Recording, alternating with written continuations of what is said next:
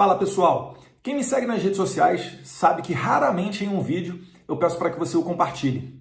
Mas esse eu vou pedir, porque a gente vai trazer aqui notícias muito sensíveis e que tem tudo a ver com a sua liberdade de expressão e com a perseguição que os conservadores têm sofrido, nesse passado recente. Então vamos lá. Você conhece quem é Carlos Augusto de Moraes Afonso? Provavelmente não, né? Mas você sabe quem é Luciano Ayan? Talvez sim. Pois eu lhe digo, essas duas são a mesma pessoa, só que utilizando nomes diferentes. E aí você se pergunta por que uma pessoa utilizaria um nome diferente, já que ele não é um cantor sertanejo, não é um artista, e não tem qualquer motivo para mudar de um nome comum para outro nome comum. Na polícia, isso é muito frequente quando você investiga o crime de estelionato. E eu vou falar um pouquinho sobre isso. Mas eu quero voltar um pouquinho na história, retornar para 4 de dezembro de 2019, quando o deputado Alexandre Frota protocolou na CPMI das fake news o documento número 32. Grava aí, documento número 32. Esse documento é um relatório produzido pelo seu advogado Marcel Muscati, que inclusive tem recebido repasses da verba de gabinete de Alexandre Frota. Na página 44 começa ali os slides de Luciano Ayan nesse documento 32. Esses slides, feitos em agosto de 2019, também estão presentes em um site, em uma página do Diário do Centro do Mundo.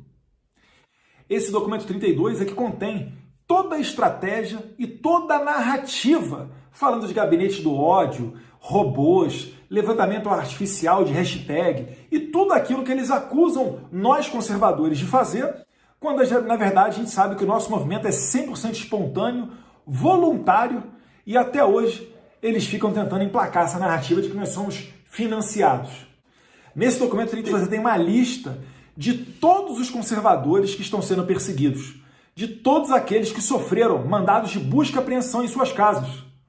E vale lembrar, o que é feito na CPMI da fake news reverbera no inquérito das fake news no Congresso, no inquérito do STF, que é daí que saem esses mandados. Por exemplo, contra o Edson Salomão, do Movimento Conservador, contra o Bernardo Kister, contra Otávio Facuri, contra Alan dos Santos, do Terça Livre, e o próprio Terça Livre.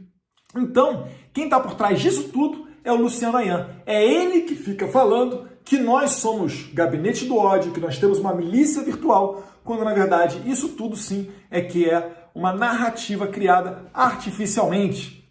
Esse documento serviu de base para os depoimentos de Joyce Hossermann. O próprio Luciano Ayan admite isso numa entrevista para o Diário do Centro do Mundo. E a gente sabe que o Alexandre Frota não tem inteligência suficiente para conseguir perceber e analisar todos esses elementos do cenário da internet e do jogo político.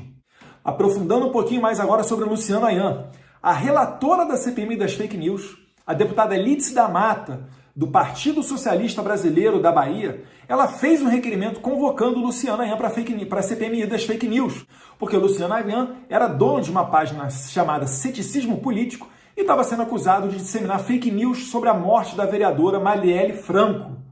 Mas qual não foi a nossa surpresa? No final de 2019, Lídice da Mata e Luciano Ayan foram vistos no evento Redes Cordiais, inclusive com a presença de outros deputados. Isso daí surpreende por quê? Porque, ora, se ela, deputada, está convocando o Luciano Ayan para depor na condição de investigado na CPMI, como é que ela pode ter uma relação tão próxima e tão tranquila assim? Era para ter uma relação praticamente de polícia e bandido, ou de juiz e réu, mas não é isso que foi percebido. E para piorar ainda mais a situação, o próprio presidente da CPMI, o senador Ângelo Coronel, a pessoa que faz a pauta da CPMI, a pessoa que faz as votações em globo, chamando só conservadores para irem depor na CPMI, quais as diligências que vão ser feitas. O senador Ângelo Coronel participando de live com o Luciano Ayan. E, inclusive, isso foi matéria usada pela deputada Bia Kicis para tentar afastar Ângelo Coronel da presidência da CPMI. Porque o que não existe ali é imparcialidade para conduzir essas investigações.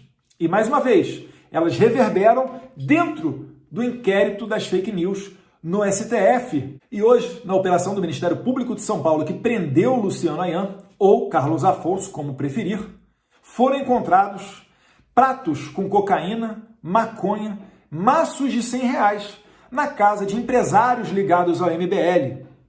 O Luciano Ayan tem fotos, vídeos, entrevistas, um vasto material junto com personalidades do MBL. O Luciano Ayan, que inclusive tem empresas abertas juntamente com outros fundadores do MBL, como é o caso do senhor Pedro Rizzo e do senhor Pedro Deirotti, ambos fundadores do MBL que têm empresas junto com o Luciano Ayan. Esses sim que estão se associando à esquerda para tentar derrubar o presidente eleito espontaneamente em 2018. Presidente esse que, após eleito, eles correram lá para casa do presidente para bater uma fotinho deles, né? Afinal, estava em alta, tinha que tirar um proveitinho, né? Esse pessoal que não curte muito ter princípios e que vai ao sabor da onda, vendo para onde é que vai a ideologia deles. Mas isso não para por aí, não. A conexão se estende até o governador de São Paulo, João Dória. Foi preso também o senhor Alessander Mônaco, pessoa ligada ao MBL e que já teve um cargo importantíssimo dentro do governo João Dória. Dá uma olhadinha aí o que estava saindo ainda hoje na Rádio Shockwave. O público diz que empresário ligado ao MBL tem cargo no governo Dória. Um dos alvos foi contratado pelo governador Dória, aí, né, pelo governo Dória, para trabalhar na Comissão de Avaliação de Documentos e Acesso da Imprensa Oficial do Estado. O empresário Alessander Mônaco Ferreira, o Amazing, é o nome de um dos presos ligados ao movimento Brasil Livre, por suspeita de lavagem de dinheiro em operação policial realizada na manhã desta sexta-feira, né? Ó, tá aqui, olha. Ele solicitou emprego e foi contratado pelo governo do Estado de São Paulo para trabalhar na Comissão de Avaliação de Documentos e Acesso da Imprensa Oficial do Estado. Que nomão, hein? Justamente um cargo que tem função de gerenciar tarefas de eliminação de documentos públicos, de informações relativas ao recolhimento de documentos de guarda permanente produzidos pela administração pública. Rapaz, uma responsabilidade. Aí, Alessander Mônaco, também conhecido como Mr. Pimba. E o MP está dizendo que as cifras nessas investigações sobre lavagem de dinheiro, ocultação de patrimônio, sonegação tributária, gira na casa dos 400 milhões de reais. E aí, Kim Kataguiri, Arthur Mamãe Falei, quem é que é financiado? Quem é que tem uma rede de gabinete do ódio? Quem é que produz fake news? Se associar à esquerda e ter o establishment ao seu lado é mole, né? Virar papel higiênico da esquerda, né? Quem diria, que final triste para o MBL, que lá no começo enchia o peito para falar que fez impeachment da Dilma e hoje em dia se tornou essa porcaria, tendo inclusive o seu mentor Luciano Ayan sendo preso hoje e tem muito a explicar para a justiça. Então, para finalizar, né, pessoal, essa CPMI das fake news, ela já não tem mais a razão de existir. Ela já não tem mais condições morais de existir. O mentor dela acabou de ser preso hoje, envolvido em diversos crimes. Nós temos a relatora da CPMI, junto com o presidente da CPMI, demonstrando publicamente que tem uma intimidade, percorrem os mesmos eventos, participam de live.